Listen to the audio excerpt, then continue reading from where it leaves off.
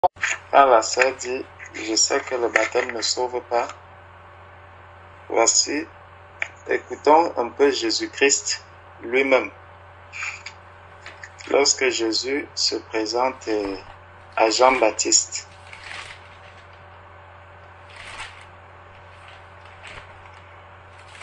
Matthieu chapitre 3, à partir du verset 13, on va lire du verset 13 au verset 15. Parce que justement, beaucoup de personnes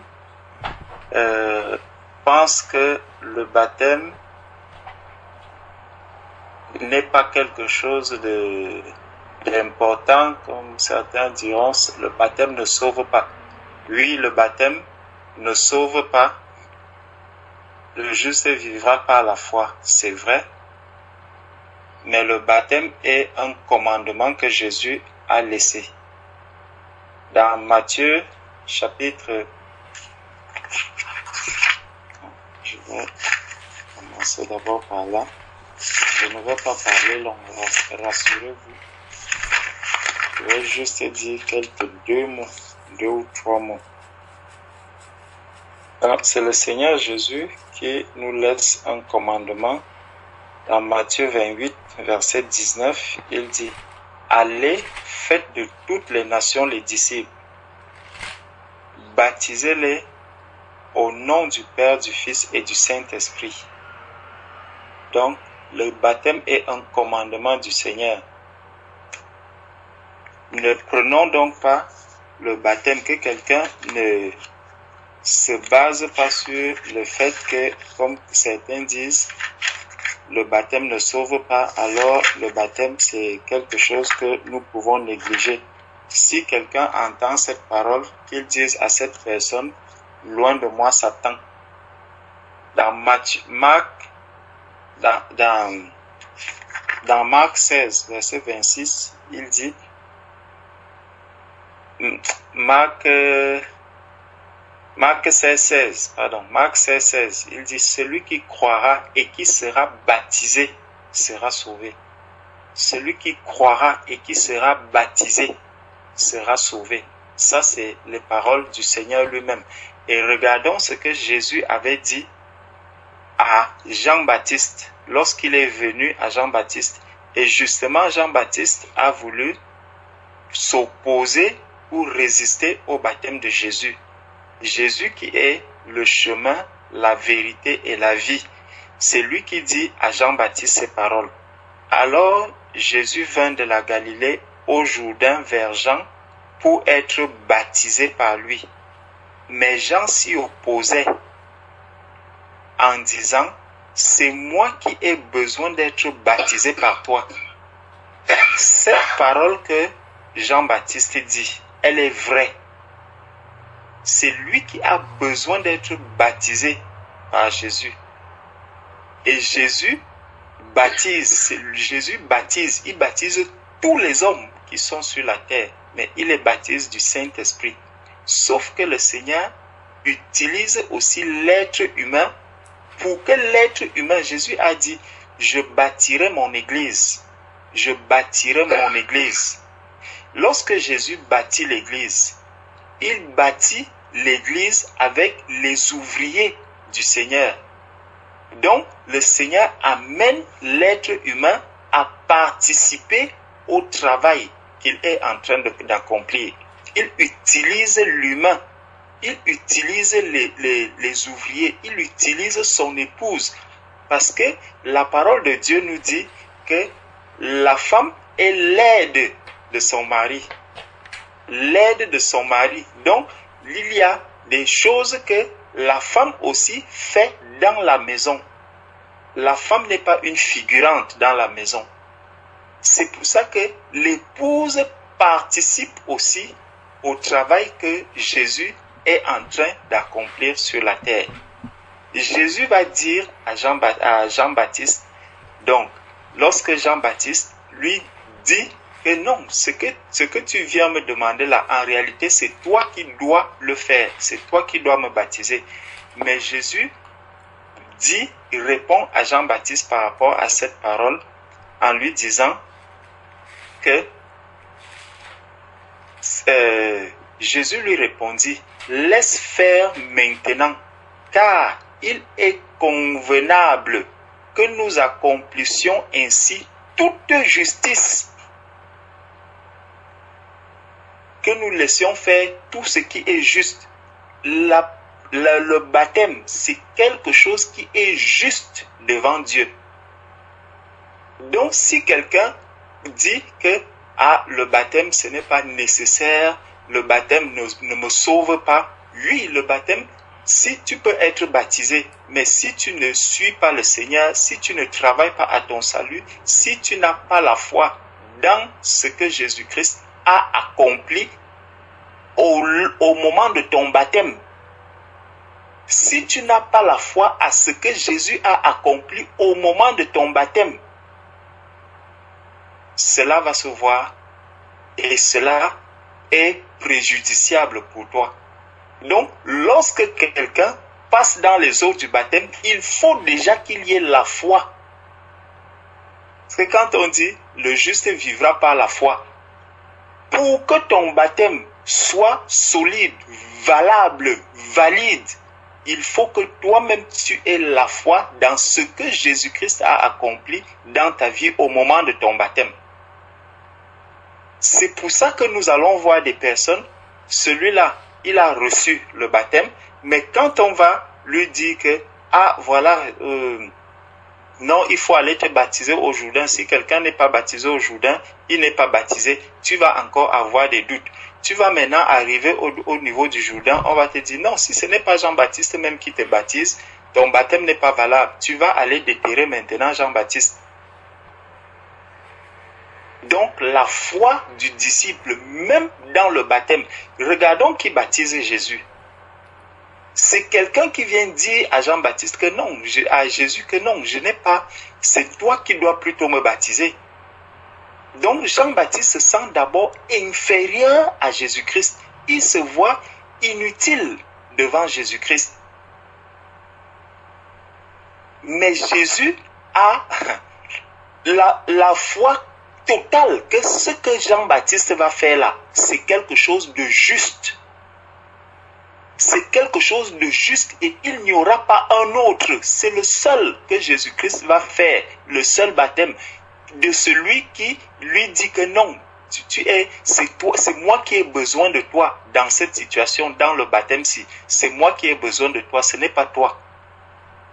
Mais Jésus a cette assurance que ce que Jean-Baptiste va faire, c'est ce qui est juste, c'est ce qu'il faut. C'est ce qui doit être et c'est ce qui doit se faire. Et Jean-Baptiste va recevoir cela, il va accepter, il va le prendre, il le plonge dans l'eau et il sort. Et dès que le fait que Jean-Baptiste le prenne, il le plonge dans l'eau et le ressort, ça déclenche tout un processus. Cela a déclenché tout un processus. Ce processus a été déclenché par qui? Par quelqu'un qui ne valait rien devant Jésus-Christ. Dès qu'il est sorti de l'eau, la parole de Dieu nous dit que quand Jésus sort de l'eau, c'est là que l'Esprit vient sous la forme corporelle d'une colombe se poser sur lui. C'est d'abord à partir du moment où il a été plongé dans l'eau.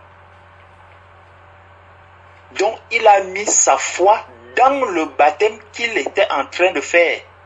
Il croyait à ce baptême parce qu'il l'a trouvé juste devant Dieu, devant le Père. Il fallait que ce baptême-là se passe. Il fallait que ce baptême-là soit fait par Jean-Baptiste. Parce qu'il y avait quelque chose que cela devait déclencher dans la vie de Jésus-Christ, dans la suite de la marche de Jésus-Christ. Donc le baptême, contrairement à ce que l'on peut penser, le baptême vient déclencher toute une vie. Le baptême, il déclenche tout un processus dans la vie spirituelle de quelqu'un, de chaque enfant de Dieu que nous sommes. Donc que personne ne néglige le baptême. Donc c'est juste cette petite parenthèse que je voulais faire. Que Dieu vous bénisse. Amen. Amen. Amen. Amen. Je vais compléter ce que le frère, enfin appuyer plutôt ce que le frère a dit et confirmer cela par la parole du Seigneur. Donc, je dirais clairement que le baptême sauve. Ça peut choquer, mais c'est vrai. Le baptême sauve. Amen. Amen. Si on nous a dit que le baptême ne sauve pas, c'est faux. C'est une fausse doctrine. Le baptême sauve. Et on va lire ça littéralement. C'est écrit littéralement dans la parole de Dieu que le baptême sauve. Donc, le frère a déjà lu tout à l'heure dans Marc 16, où il est dit que celui qui croira et qui sera baptisé sera sauvé. Commençons dans Éphésiens chapitre 4. Le baptême sauve. Éphésiens chapitre 4.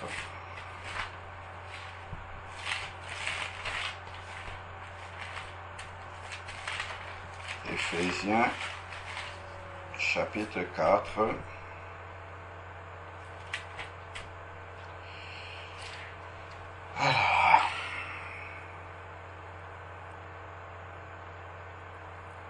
Donc,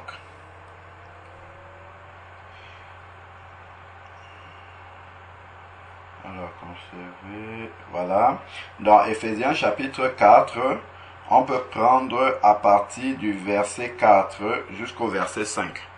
Éphésiens chapitre 4, du verset 4 au verset 5. Il y a un seul corps et un seul esprit, comme vous avez été appelés à une seule espérance, celle de votre vocation. Il y a un seul Seigneur, une seule foi, un seul baptême. Il n'y a pas deux baptêmes. Il y a un seul baptême. Si notre baptême est valable devant Dieu, c'est qu'il nous sauve. Donc, on ne peut pas appeler baptême, par exemple, si on vous prend, on vous immerge dans l'eau alors que vous n'êtes pas repenti. Ça, Dieu ne considère pas ça comme un baptême. Mais si Dieu considère quelque chose comme un baptême, c'est-à-dire que si cette démarche-là est validée par Dieu comme étant un baptême, cela sauve la personne. C'est très important de le savoir. Parce qu'il y a beaucoup de choses qu'on appelle baptême, mais qui n'en sont pas bibliquement. Donc, effectivement, ce qu'on appelle baptême, là, qu'on n'aurait pas dû appeler baptême, ne sauve pas. Mais si Dieu valide une démarche comme étant baptême devant lui, ça sauve. C'est que Jésus-Christ ne serait pas passé par là. Regardons justement Matthieu 3, que le frère lisait tout à l'heure. Donc, lorsque Jésus est venu à Jean-Baptiste, comme le frère l'a expliqué, lorsqu'il est sorti des eaux du baptême, il y a quelque chose qui s'est passé. Donc, aujourd'hui, justement, je parlais de ça avec une sœur qui m'a appelé et enfin, elle m'avait envoyé un message pour me poser la question si le baptême était indispensable, si c'était utile. Et donc, aujourd'hui, j'ai eu l'occasion de parler de ça avec elle et je lui demandais qu'est-ce que toi tu en penses d'abord, toi-même. Qu'est-ce que tu as compris? Elle me disait, bon, le baptême n'est pas, ça dépend de la conviction de la personne, si la personne est convaincue, mais c'est pas indispensable. Le plus important, un peu comme on entendait là, le plus important, c'est vraiment mon attachement au Seigneur et ainsi de suite. Et juste avant ça, on était en train de parler de son travail et le Seigneur m'a donné une explication par rapport au travail, justement, par rapport au contrat. Donc, je lui expliquais que, imagine un peu que là, tu es à la recherche du travail, tu vas rencontrer une entreprise qui veut t'embaucher, tu passes les entretiens se passent très bien, donc on te présente le poste, tu dis au recruteur, le poste m'intéresse vraiment, je me projette déjà sur ce poste-là, vraiment c'est ce que je recherchais, je suis d'accord, je suis intéressé par cela. Le recruteur aussi de son côté dit, oui, vraiment vous êtes le candidat idéal pour ce poste-là. Et puis ça s'arrête là. Est-ce que ça fait de vous quelqu'un qui est alors employé de cette entreprise-là? Est-ce que si, après avoir passé cet entretien-là, où le recruteur est d'accord, vous êtes d'accord, vous revenez le matin comme un employé, est-ce qu'on va vous laisser entrer là? Pourquoi on ne va pas vous laisser entrer? Parce qu'il y a quelque chose qui manque. Vous n'avez pas signé de contrat avec cette entreprise-là. Vous êtes d'accord, l'employeur est d'accord, tout le monde est d'accord, mais vous n'avez pas signé le contrat. Donc, on ne peut pas vous considérer comme étant un salarié de cette entreprise-là. Parce qu'il n'y a pas de contrat qui vous lie. Et le Seigneur me conduisait à dire à cette sœur-là que le baptême, effectivement, c'est ce contrat-là. C'est le contrat que tu dois signer pour devenir un enfant de Dieu, pour appartenir à l'entreprise, dans le cas de l'entreprise-là. Pour appartenir à la maison de Dieu, il faut signer ce contrat-là. Et ça, on le voit avec Jésus-Christ. Dans un contrat justement d'emploi, là où l'exemple dont on parlait, dans un contrat d'emploi, en fait, il y a les deux parties doivent signer. Donc, le candidat qui est recruté doit signer, il doit apposer sa signature. Ça, c'est prendre la décision de se baptiser, c'est venir se faire baptiser. Et ensuite, maintenant, l'employeur aussi doit signer de son côté pour que le contrat soit valable. Eh bien, c'est ça. Lorsque nous prenons la décision d'obéir au baptême, c'est là que nous signons notre partie du contrat. Et le Seigneur, lorsque nous entrons dans les eaux du baptême, il va signer aussi sa partie en nous envoyant le Saint-Esprit. Et il va dire, celle-ci est désormais ma fille Patricia, en qui j'ai mis toute mon affection. Comme il a dit pour Jésus-Christ, celui-ci est mon fils, en qui j'ai mis toute mon affection, c'est-à-dire qu'il appartient à ma maison.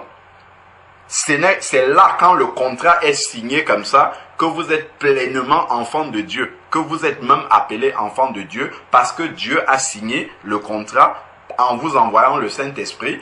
Et de l'autre côté, nous on a signé en obéissant au baptême. Donc, ça c'est important et ça on le voit avec Jésus-Christ ici. Donc, au verset 16, Matthieu chapitre 3, verset 16, aussitôt baptisé, Jésus sortit de l'eau. Donc, ça c'est l'employé qui signe d'abord. Donc, Jésus sortit de l'eau et qu'est-ce qui va se passer? Jésus sortit de l'eau et voici les cieux s'ouvrirent, il vit l'Esprit de Dieu descendre comme une colombe. Donc voilà maintenant l'employeur de l'autre côté qui va signer également sa partie du contrat. Et maintenant que l'employeur a signé en envoyant le Saint-Esprit, maintenant la personne est vraiment un employé de l'entreprise. Parce qu'il a un contrat de travail en bonne et due forme signé par les deux parties. Et c'est ce que nous voyons par la suite là. Et voici une voix se fit entendre des cieux cette parole. Celui-ci est mon fils bien-aimé en qui j'ai mis toute mon affection. C'est-à-dire que c'est désormais quelqu'un de la maison, il appartient à l'entreprise. Donc, si on n'a pas de contrat de travail, on n'appartient pas à cette entreprise-là. Donc, appartenir à l'entreprise, entendons bien, c'est être sauvé. C'est appartenir à la maison de Dieu. C'est être membre du royaume de Dieu, dans notre exemple. Donc, ici, là, déjà, nous permet de le comprendre. Si nous prenons Actes chapitre 2, Actes chapitre 2, verset 38. Donc, le jour de la Pentecôte, ceux qui assistaient, au verset 37, on posait la question à Pierre, « Frère, que ferons-nous pour être sauvés après avoir écouté sa prédication ?» Pierre va répondre, toujours le contrat. Il va dire au verset 38, Pierre leur dit, « Repentez-vous, repentez-vous, et que chacun de vous soit baptisé au nom de Jésus-Christ pour le pardon de vos péchés. » Est-ce que c'est le baptême qui pardonne les péchés? C'est bien la repentance, non? Mais le pardon des péchés est validé par l'obéissance au baptême. C'est là, c'est écrit pour le pardon de vos péchés. C'est pas le baptême qui valide c'est pas le baptême qui pardonne, c'est bien la repentance qui pardonne, mais Dieu le valide, il nous valide comme ayant nos péchés pardonnés si nous prenons cet engagement-là. Parce que quelqu'un qui vient, qui se repent et qui continue à marcher dans le monde sans appartenir à l'église, en fait, ses péchés ne sont pas pardonnés. Ils sont pardonnés, mais ils retournent dans la boue immédiatement. Donc, ici, on voit bien, repentez-vous et que chacun de vous soit baptisé au nom de Jésus-Christ pour le pardon de vos péchés. Donc, ça, c'est la signature du contrat de nous. Et ensuite, maintenant, vous recevrez le don du Saint-Esprit. Ça, c'est l'autre partie, l'employeur, le Seigneur, qui vient signer aussi sa partie et qui dit que nous lui appartenons désormais. Et là, maintenant, nous sommes sauvés. Repentance et baptême, et ensuite nous sommes sauvés. Dans Actes chapitre 10, Actes chapitre 10, chez Corneille, le contrat a été signé dans un autre ordre. Mais on voit toujours qu'il faut les deux parties qui signent. Dans Actes chapitre 10 chez Corneille, on prend à partir du verset 44. Donc Pierre était en train de parler chez Corneille et il y a quelque chose de surnaturel qui va se passer. Comme Pierre prononçait encore ces mots, le Saint-Esprit descendit sur tous ceux qui écoutaient la parole. Tous les croyants ainsi concis, dont le Saint-Esprit est descendu sur ceux qui écoutaient la parole, ça c'est Dieu qui a signé déjà, pour dire que ces personnes-ci, moi je suis prêt à les embaucher. Mais il fallait encore, parce que Pierre va dire quelque chose, tous les croyants circoncis qui étaient venus avec Pierre furent étonnés de ce que le Saint-Esprit, le don du Saint-Esprit soit aussi répandu sur les païens, car ils les entendaient parler en langue et exalter Dieu. Alors Pierre reprit, peut-on refuser l'eau du baptême? Donc, Pierre, en fait, ici, il est comme l'inspecteur du travail aujourd'hui. L'inspecteur du travail, s'il voit un contrat de travail, il y a une seule signature. La signature de l'employeur, il va dire que ça c'est un contrat non conforme. Il manque quelque chose, il faut la signature également de l'employé. Parce qu'un employeur peut vouloir embaucher quelqu'un, il signe le contrat, mais l'employé, lui, ne veut pas travailler. Ou l'employé peut s'engager de bouche, mais il ne signe pas. Or, on veut que le contrat soit signé des deux parties. Et Pierre a joué ce rôle-là ici. Maintenant, il faut que l'autre partie signe également le contrat. Alors Pierre reprit, peut-on refuser l'eau du baptême à ceux qui ont reçu le Saint-Esprit aussi bien que nous? On pouvait dire ici là que le baptême ça ne sauve pas. Ils ont reçu le Saint-Esprit. En plus, ils ne l'ont pas reçu de la part d'un homme. Le Saint-Esprit est descendu directement de Dieu. On pourrait dire que bon, c'est bon. Ils ont reçu le Saint-Esprit, c'est bon, on s'arrête là. Non, Pierre dit avec le discernement du Seigneur ici là qu'ils doivent recevoir le baptême. Verset 48, il ordonna de les baptiser au nom de Jésus-Christ. Donc, pour que le contrat soit conforme, il faut encore qu'ils puissent être baptisés. Si on lit dans Acte 19, on va voir la même chose avec les disciples d'Éphèse qui n'avaient pas entendu parler du Saint-Esprit. Et Paul va les baptiser et leur imposer les mains et ils vont recevoir le Saint-Esprit. On voit encore que, toujours, à chaque fois, les deux parties doivent signer pour que l'employé soit dans l'entreprise, c'est-à-dire appartienne au royaume des cieux dans notre exemple.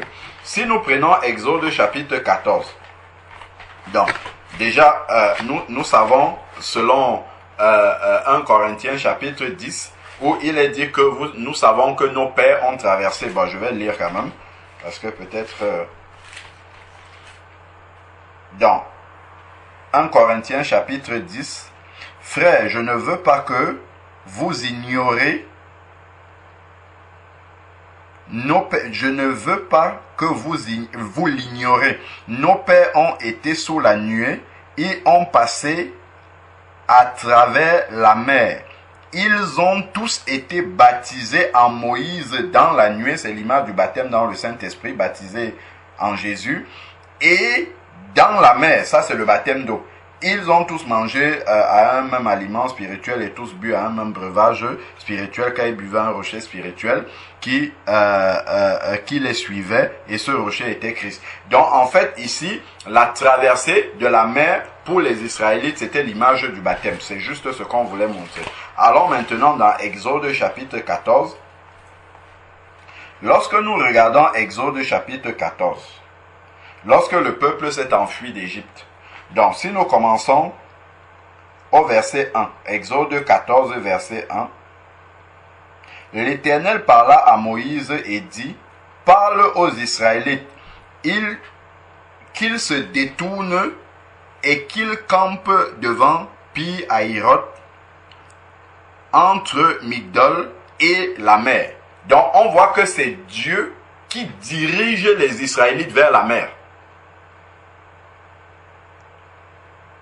Parce que les Israélites vont être attaqués, poursuivis par les Égyptiens, et Dieu, pour les sauver, pour les délivrer, il les dirige vers la mer. C'est Dieu qui attire vers le baptême. Parce que c'est une ordonnance qui vient du Seigneur. Donc il les dirige vers la mer, vis-à-vis de Baal-Tséphon.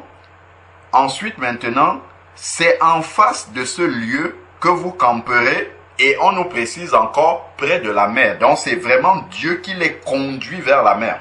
Ensuite maintenant, Pharaon dira des Israélites, ils se sont égarés dans le pays, le désert s'est refermé sur eux. J'endurcirai le cœur du Pharaon et il les poursuivra, mais je serai glorifié par le moyen du Pharaon et de toute son armée, et les Égyptiens reconnaîtront que je suis l'Éternel. C'est ce qu'ils firent. Donc on annonça au roi d'Égypte que le peuple avait pris la fuite.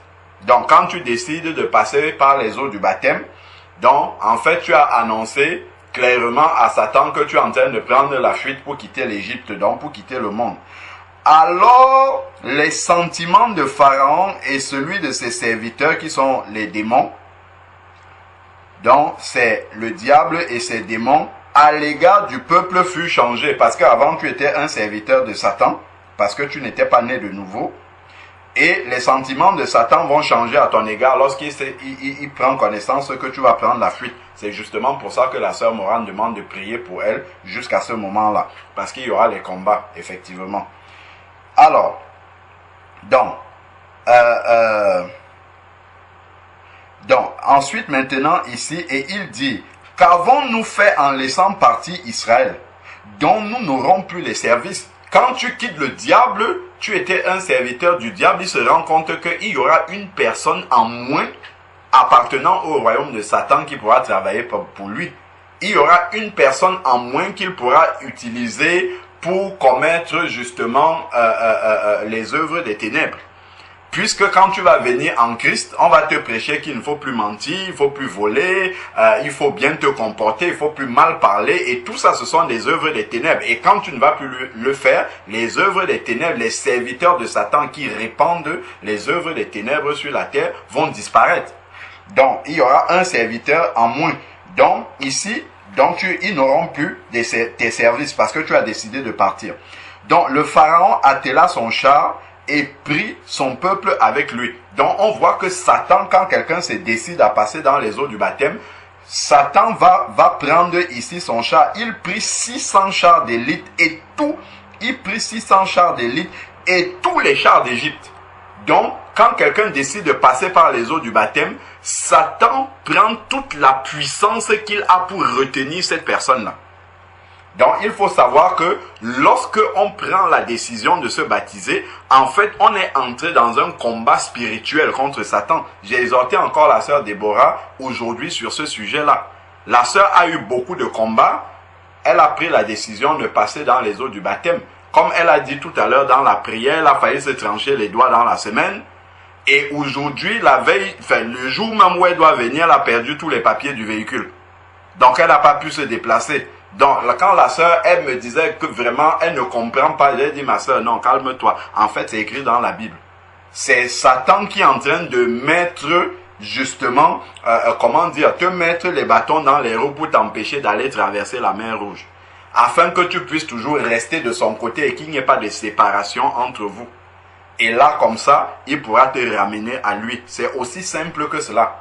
Donc ne te laisse pas distraire par Satan parce qu'il est en train de vouloir faire pour t'empêcher de passer dans les eaux du baptême. Des cas comme ça, on en a vu énormément de personnes qui étaient décidées à passer dans les eaux du baptême, mais dont Satan a provoqué des circonstances pour qu'ils ne puissent pas venir passer dans les eaux du baptême.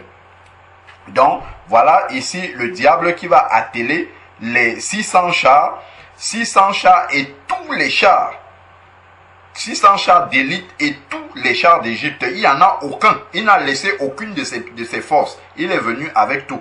Sur tous. Et il avait des équipages, et il y avait des équipages, 3 hommes. Donc, 3 démons sur chaque char qui vient pour t'attaquer, pour te ramener. L'Éternel endurcit le cœur de Pharaon, roi d'Égypte, et le Pharaon poursuivit les Israélites. Donc, le diable va te poursuivre dès l'instant que tu as décidé de passer dans les eaux du baptême, où tu as décidé de le quitter, de quitter le monde pour aller à Christ. Le diable, là, il va te combattre. Et Dieu va t'entraîner rapidement à passer dans les eaux du baptême, afin que le diable Pharaon ne puisse pas te rattraper. Voilà pourquoi les apôtres, quand quelqu'un recevait le Seigneur dans sa vie, on le baptisait immédiatement. On attendait, même quand on regarde dans Acte 16, le geôlier a reçu le Seigneur dans la nuit avec sa famille, ils ont été baptisés tous. Et immédiatement, on n'a même pas attendu le lendemain pour ne pas laisser le temps à Pharaon avec ses chars de rattraper le geôlier et sa famille. De la même façon, l'eunuque éthiopien, dès qu'il a vu l'eau, qu'est-ce qui empêche? Quand il dit à Philippe dans Acte 8, qu'est-ce qui empêche que je sois baptisé? Philippe lui dit, si tu crois dans ton cœur, cela est possible, il a baptisé immédiatement. Paul aussi dans Acte 19, comme on a vu, il ne l'a pas laissé aller sans accomplir cela. Regardons même le jour de la Pentecôte, il y avait 3000 âmes qui se sont converties. Les apôtres auraient pu dire, 3000 ça fait beaucoup, on va baptiser 200 aujourd'hui. Demain, revenez la suite. Demain, on va encore faire 200, ainsi de suite. Imaginez baptiser 3000 personnes. Ils ont baptisé 3000 personnes les uns à la suite des autres. Justement parce que eux, ils avaient compris ce que nous sommes en train de lire. C'est que ces personnes qui ont reçu la parole de Dieu de bon cœur, si on les laisse partir là, Satan peut venir pour essayer de les empêcher de traverser la mer Rouge. Donc, voici Satan qui vient ici, là, avec tous ses chars. Verset 9 maintenant. Nous sommes dans Exode, chapitre 14, verset 9. Les Égyptiens les poursuivirent et tous les chars de Pharaon et ses cavaliers et son armée les atteignaient.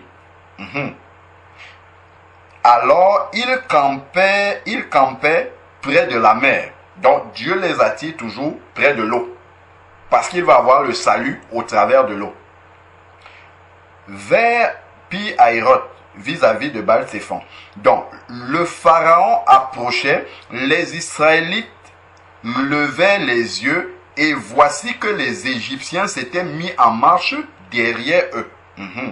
Voilà toutes les manigances que Satan fait pour empêcher celui qui décide de s'engager de passer dans les eaux du baptême. Et les Israélites furent comment? Remplis de crainte et ils crièrent à l'Éternel. Bon, ensuite ils vont quereller Moïse. Et maintenant, qu'est-ce qui va se passer? Moïse va leur dire au verset 13, soyez sans crainte. Regardons, Moïse leur dit, soyez sans crainte, restez en place et voyez comment l'Éternel va faire comment? C'est quel mot qui est écrit là? Sœur Morane, est-ce que tu peux lire dans ta Bible? Qu'est-ce qui est écrit?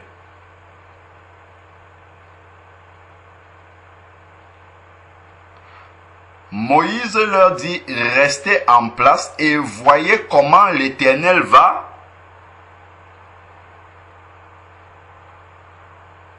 Quel est le mot qui est écrit là?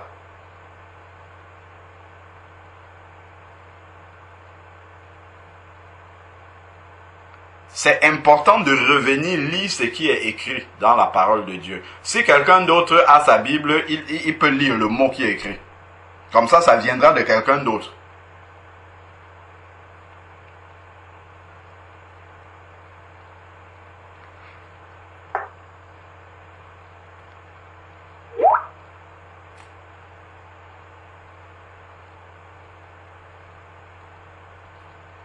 D'accord. Alors, je vais lire ce que la sœur a dit. Parce que je n'avais pas affiché la conversation. J'ai vu que la sœur Morane a parlé.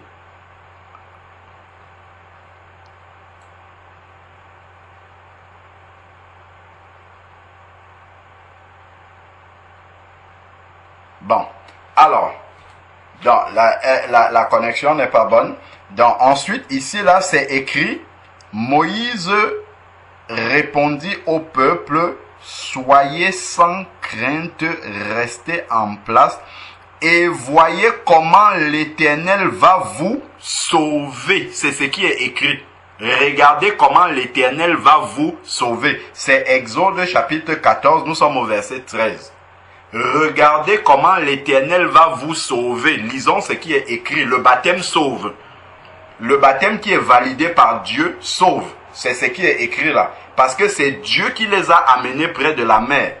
Ce n'est pas un baptême avec les gouttes d'eau sur la tête. Ce n'est pas un baptême sans repentance. Ce n'est pas un baptême fait par une femme. Ce n'est pas un baptême... Voilà, c'est vraiment le baptême biblique qui est validé par Dieu. C'est pour ça que je prenais la peine de nous lire ce qui est écrit pour qu'on voit comment un baptême conduit par Dieu. Comme on a dit, il y a un seul baptême.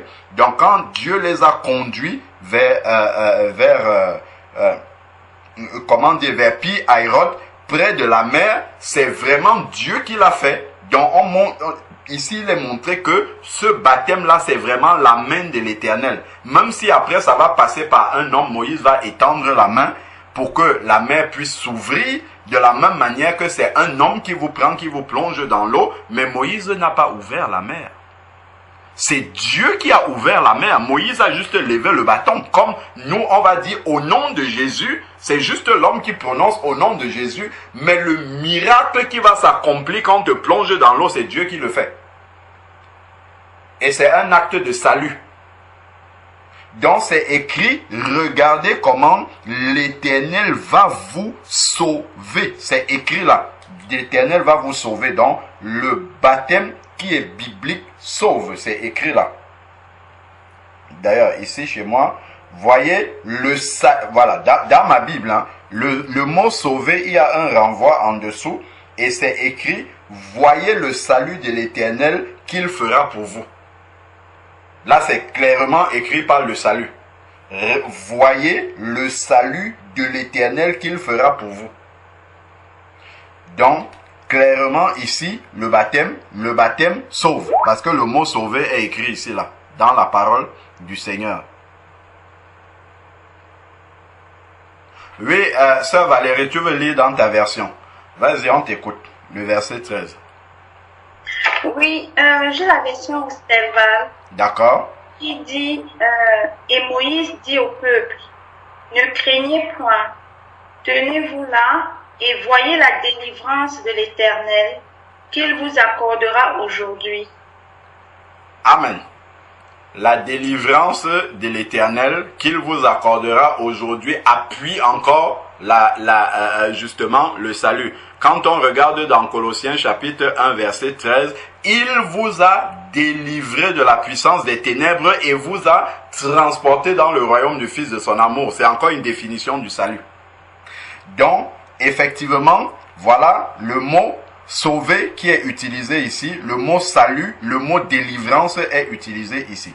Donc ensuite au verset 15, l'Éternel dit à Moïse, pourquoi cries-tu vers moi? Parle aux Israélites qu'ils se mettent en marche. Donc ils doivent faire leur part du contrat, ils doivent se mettre en marche. Toi, fais comment? Lève le bâton, c'est ce qu'on a dit tout à l'heure, le nom de Jésus qui est prononcé, lève le bâton, étends ta main vers la mer et fends-la. Les Israélites entreront au milieu de la mer à pied sec. Quant à moi, je vais endurcir le cœur des Égyptiens pour qu'ils y entrent derrière vous et je serai glorifié par le moyen de Pharaon et toute son armée et de ses chars et de ses cavaliers. Dieu utilise justement le baptême pour apporter la délivrance dans la vie de quelqu'un, le salut. Donc ensuite maintenant ici, et les Égyptiens reconnaîtront que je suis l'Éternel quand je serai glorifié au moyen du Pharaon et de ses chars et de ses cavaliers. Donc l'ange de Dieu qui allait devant le camp d'Israël partit et alla derrière eux et la colonne de nuée partit. La colonne de nuée qui est le symbole du Saint-Esprit. Donc Dieu va venir signer aussi, effectivement, comme on a vu déjà dans la Nouvelle Alliance là-bas, avec la colonne de nuée, symbole de la présence de Dieu. Donc, partit de devant eux et se tint derrière eux, elle se rendit entre le camp des Égyptiens et le camp d'Israël. Elle était pour les uns nuée et ténèbres pour les autres. Elle éclairait la nuit. Ils ne s'approchaient pas les uns des autres. Donc la colonne de nuée a mis une séparation entre les Égyptiens d'un côté et les Israélites de l'autre. Le Saint-Esprit est venu pour faire comment? Pour nous convaincre de péché, de justice et de jugement. C'est-à-dire pour nous séparer du monde. Comme la Bible nous dit que le Saint-Esprit, l'Esprit de vérité que le monde ne peut recevoir. C'est ce qui est écrit dans Jean chapitre 14. Parce que c'est le Saint-Esprit qui nous coupe du monde, qui nous sépare du monde, qui nous enlève des griffes de Satan. Et c'est ce qui est dit ici là, la colonne de nuée s'est mise entre les deux camps, entre l'Égypte et les Israélites. Verset 21, alors Moïse étendit sa main sur la mer. Quand on plonge quelqu'un dans les eaux du baptême en prononçant le nom de Jésus, l'Éternel refoula la mer toute la nuit. Voilà ce qui se passe quand on plonge quelqu'un dans les eaux du baptême. C'est Dieu entre en action. Nous, on peut voir ça avec les yeux charnels. On se dit, bon, on est allé à Montgeron, on a plongé la personne dans l'eau, et puis voilà, en fait, il y a quelque chose de surnaturel qui se passe à ce moment-là. Nos yeux charnels ne voient pas, mais spirituellement, voilà ce qui est en train de se passer. Dieu a écarté la mer toute la nuit afin de pouvoir laisser passer les enfants d'Israël. Donc ici, l'Éternel refoula la mer toute la nuit par un puissant vent d'est. Il mit la mer à sec et les eaux se fendirent. Voilà ce que l'Éternel a fait. Il ouvre les eaux quand on plonge quelqu'un dans l'eau du baptême. Les Israélites entraient au milieu de la mer à pied sec. Miracle. Et les eaux furent pour eux une muraille à droite et à gauche. Voilà comment eux ils traversent.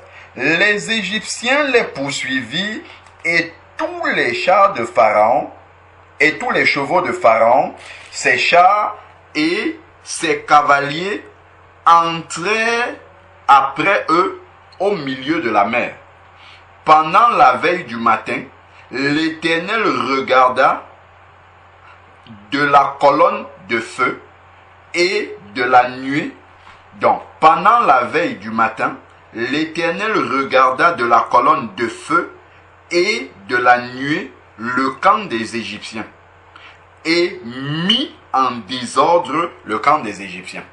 Voilà comment Dieu opère le travail du salut. Il va mettre en désordre le camp de Satan. Quand Satan commence à s'agiter un peu pour t'empêcher de passer dans les eaux du baptême, garde les yeux fixés sur l'Éternel. Lui-même, il s'occupe de Satan. C'est pas si Satan te voit commencer à paniquer parce que voilà, il a provoqué telle chose pour t'empêcher de venir pour passer dans les eaux du baptême. Il faut simplement comprendre que lui, c'est le Seigneur qui va s'occuper de lui.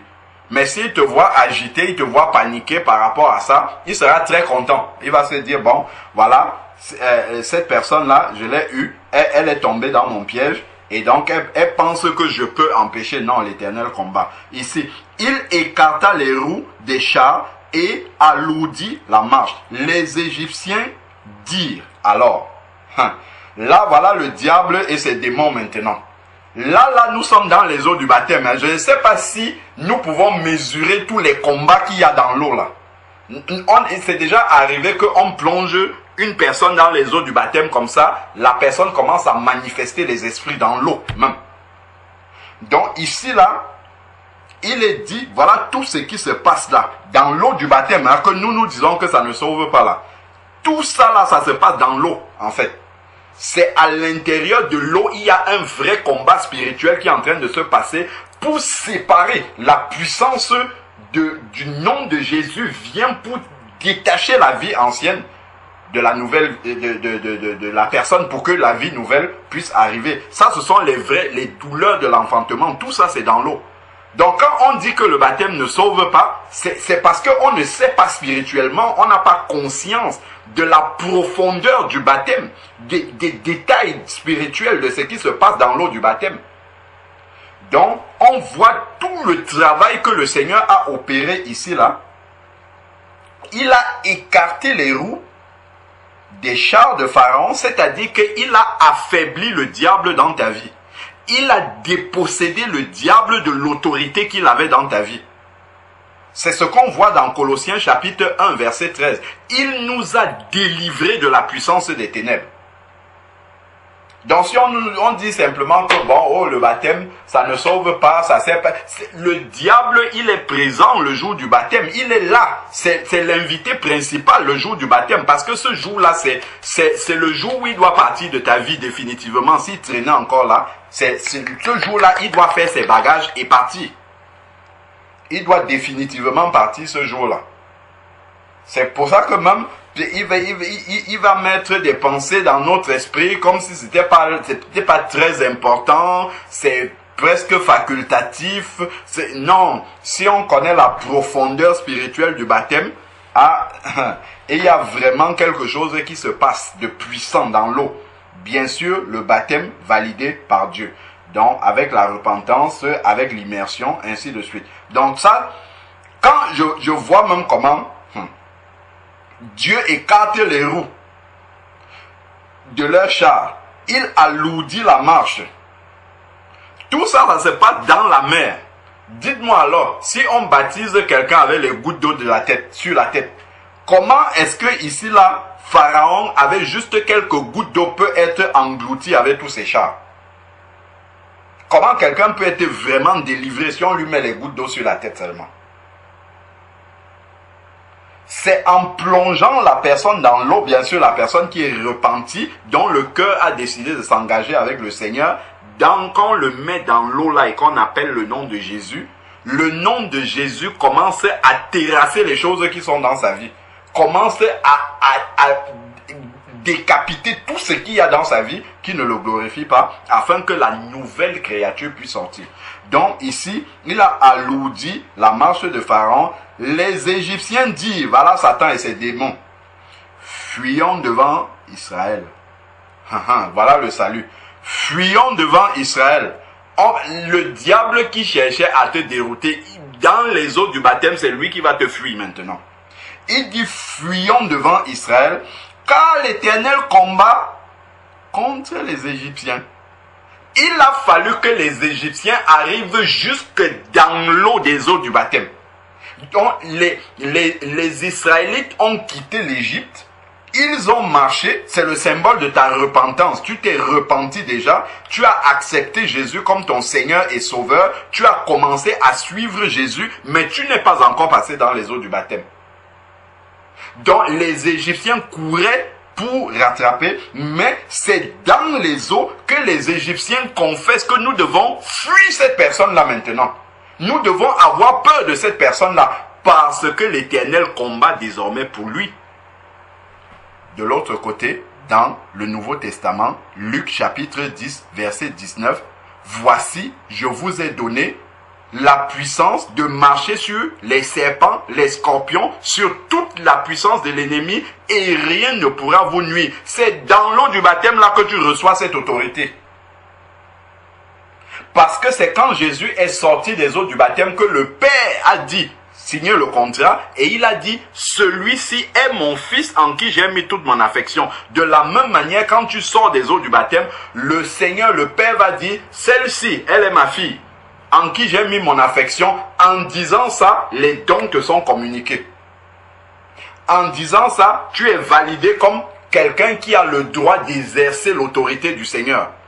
Comme l'employé qui a maintenant, son contrat en bonne et due forme, il est habilité à exercer en tant qu'employé de cette entreprise-là. Donc tu es habilité spirituellement à pouvoir exercer devant le diable, devant les démons, devant toutes circonstances, l'autorité que le Seigneur t'a donnée. Voilà ce qui se passe ici. Voilà, ce sont les démons ici, là, et Satan qui disent fuyons. Fuyons, parce qu'ils ont, là, dans les eaux, ce que Dieu leur a montré dans les eaux, ils ont compris qu'ils doivent fuir. Donc, ne négligeons justement pas ce qui se passe lors du baptême. Fuyons devant les Israélites, car l'Éternel combat pour eux contre les Égyptiens. l'Éternel dit à Moïse, étends ta main sur la mer, les eaux reviendront sur les Égyptiens. Ça, c'est quand on t'a plongé déjà dans l'eau. Tu es dans l'eau, Dieu demande de te ressortir maintenant de l'eau. C'est ça qui se passe ici, là. Donc, ici, étends ta main, les eaux reviendront sur les Égyptiens. Quand on te sort de l'eau comme ça, les Égyptiens sont engloutis maintenant. Donc, ensuite, maintenant, ici, les eaux reviendront sur les Égyptiens et sur leurs chars et leurs cavaliers. Moïse étendit sa main, verset 27. À l'approche du matin, la mer revint à son niveau habituel. Regardons. Les Égyptiens s'enfuient. Satan essaye de fuir maintenant à son approche. Mais l'Éternel précipita les Égyptiens au milieu de la mer. Ça, c'est tout ce qui se passe en un instant. Hein, quand on plonge quelqu'un, en une minute, là, quand on plonge quelqu'un dans les eaux du baptême et qu'on ressort cette personne. Voilà tout ce qui se passe là-dedans. Donc, les Égyptiens, l'Éternel précipita les Égyptiens au milieu de la mer. Les eaux revinrent et couvrirent les chars, les cavaliers et comment? Pas une certaine, toute l'armée de Pharaon qui était entrée dans la mer derrière les Israélites. Quand on met les gouttes d'eau sur la tête de quelqu'un, Pharaon n'a même pas besoin d'entrer dans l'eau. Puisqu'il n'y a pas d'eau pour entrer, donc il continue à posséder et à garder la personne.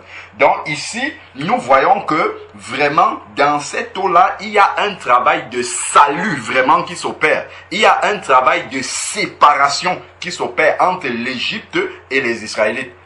Donc le baptême sauve vraiment. Ce mot-là a été écrit là. Le baptême qui est fait par l'Éternel, qui est conduit par l'Éternel, sauve. Ça accorde le salut. Celui qui sera baptisé, celui qui croira et qui sera baptisé sera sauvé. Le baptême sauve vraiment. Le baptême qui vient du Seigneur. Donc ensuite maintenant, ici là, les eaux revinrent sur les chars, sur les cavaliers et toute l'armée du Pharaon, qui était entré dans la mer derrière les Israélites. Il n'en resta pas un seul. Ils ont tous été éliminés sans aucune exception. Il n'y a aucun Égyptien qui a passé la mer. Le baptême qui vient de l'Éternel. Donc, pas un seul.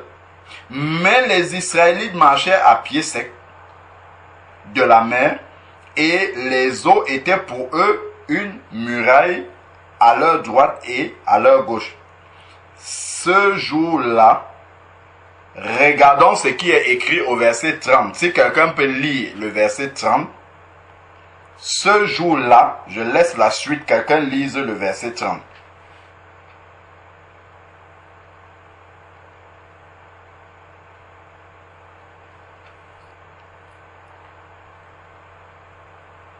Si quelqu'un suit, il peut lire le verset 30. Ce jour-là, l'Éternel sauva Israël de la main des Égyptiens. Amen. Et Israël vit les Égyptiens morts sur le rivage de la mer. Amen. Donc voilà encore le mot sauver qui est clairement écrit. Le baptême sauve, c'est écrit ici là. Ce jour-là, le jour de ton baptême, c'est écrit ici que l'Éternel te sauve ce jour-là. C'est ce que Pierre a dit, que chacun de vous soit baptisé au nom de Jésus-Christ et vous recevrez le don du Saint-Esprit, c'est-à-dire que ton nom sera écrit dans les cieux comme Jésus est sorti et puis le Seigneur a dit, celui-ci est mon fils.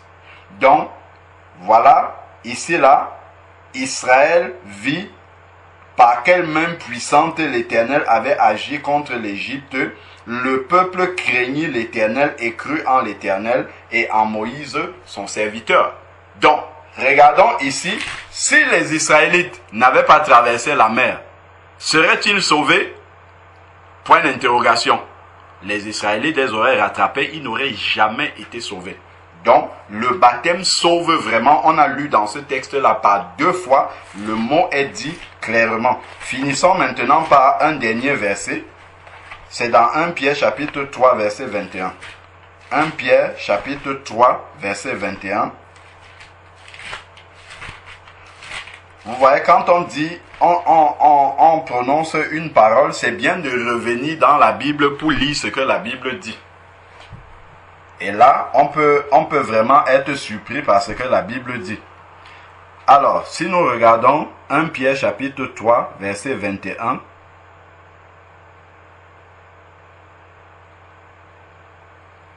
si quelqu'un trouve, il peut lire. 1 Pierre chapitre 3, verset 21.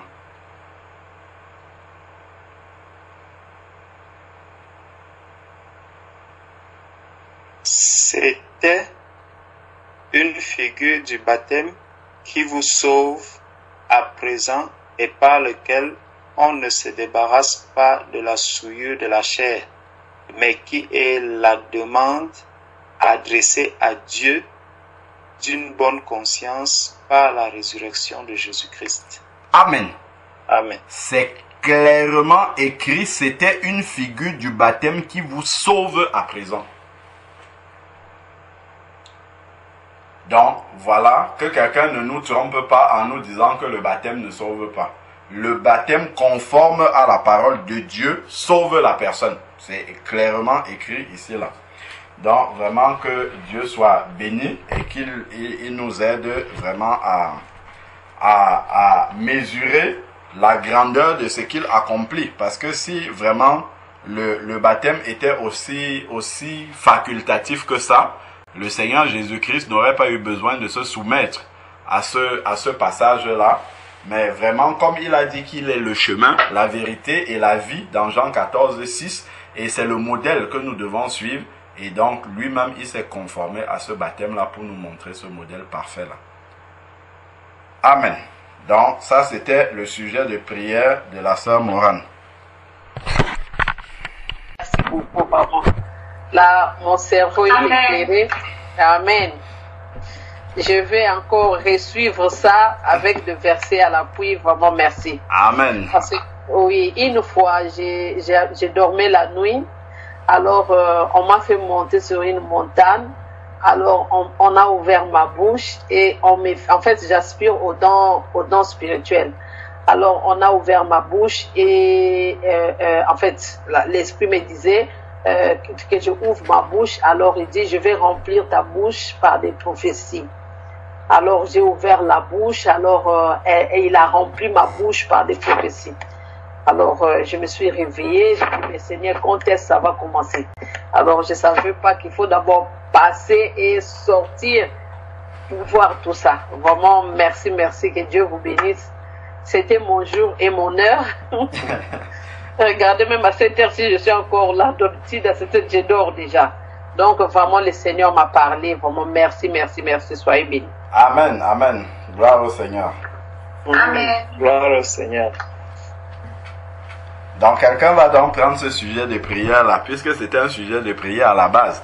Et d'ailleurs, le fait d'avoir lu ce qui se passe dans Exode 14, doit comprendre que c'est pas une prière à prendre à la légère. C'est vraiment une prière jusqu'à ce qu'elle s'accomplisse, jusqu'à ce que le baptême ait lieu. Parce qu'on voit que Satan et ses démons, Pharaon et ses chars, il n'a pas capitulé jusque dans l'eau. Hein. C'est jusque dans l'eau qu'il a combattu. Amen.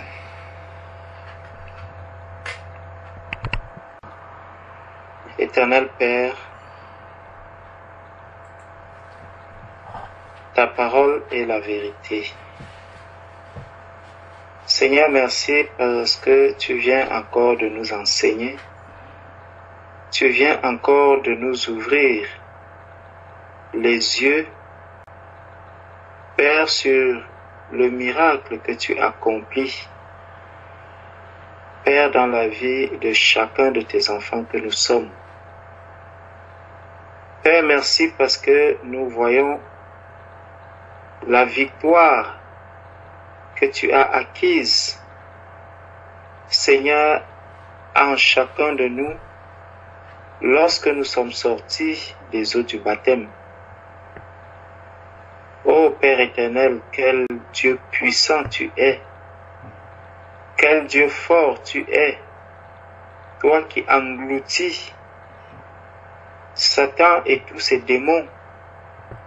Seigneur, lorsque nous arrivons à traverser les eaux du baptême, Père, nous comprenons qu'il y a une puissante victoire qui a été acquise. Ô Père éternel, que personne, Seigneur, ne vienne encore séduire l'un de tes enfants en l'amenant, Père, à considérer le baptême comme quelque chose de léger, comme quelque chose de simple. Ô Père, que chaque personne, Seigneur Dieu, qui est déjà passé même par les eaux du baptême, puisse glorifier ton Saint-Nom. Amen. Père, parce qu'il a eu à gagner, Seigneur Dieu, cette victoire avec toi. Père, voici mes deux sœurs, la sœur Déborah et la sœur Morane, Père, qui sont prêts à s'engager aussi, Seigneur Dieu, dans les eaux du baptême. Seigneur, nous voyons combien est-ce que le chemin est encore long, bien qu'il soit très court, mais les combats à mener sont encore énormes. Ô Seigneur Père éternel, fortifie mes deux sœurs que voici. Fortifie-les, Seigneur Dieu, afin qu'elles tiennent véritablement ta main, qu'elles ne craignent rien, mais qu'elles s'accrochent à celui qui les a conduits sur ce chemin du baptême. Car nous avons lu tout à l'heure, Seigneur, que c'est toi qui as conduit le peuple d'Israël vers la mer. Nous savons que ce que tu as accompli physiquement avec le peuple d'Israël, Éternel, tu l'accomplis spirituellement avec nous. Seigneur, tel que ma sœur disait, en parlant de la foi, Père, qu'elle ait la foi dans la force et la puissance que tu as, afin qu'elle traverse, Seigneur Dieu, ces eaux du baptême, et qu'elle en ressorte, Père, une nouvelle création, celle-là qui a gagné le combat dans les eaux du baptême avec toi. Père, viens ôter toute crainte, viens ôter, Seigneur Dieu, toute peur, tout ce qui peut empêcher mes sœurs de porter les regards vers toi. Éternel, ouvre encore les yeux de mes sœurs pour qu'elles voient les combattants que tu as placés à leur côté pour mener ce combat pour elles. Seigneur, la victoire est la nôtre. La victoire est celle de ma sœur Déborah. La victoire est celle de ma sœur Morane. La victoire est celle de tous ceux-là, Père, qui se sont engagés avec toi pour passer dans les eaux du baptême. Seigneur, nous te rendons grâce également même pour tous les instruments que tu utilises pour que ces baptêmes puissent avoir lieu. Ô Père, donne-nous de garder les regards fixés sur toi, Père, afin que nous puissions accomplir ce qui est juste. Car le baptême est juste, Seigneur Dieu, devant toi. Merci, Père, encore pour cet enseignement. Merci pour ce que tu viens encore de nous révéler. À toi toute la gloire, Père. Au nom de Jésus-Christ. Amen. Amen. Amen. Amen.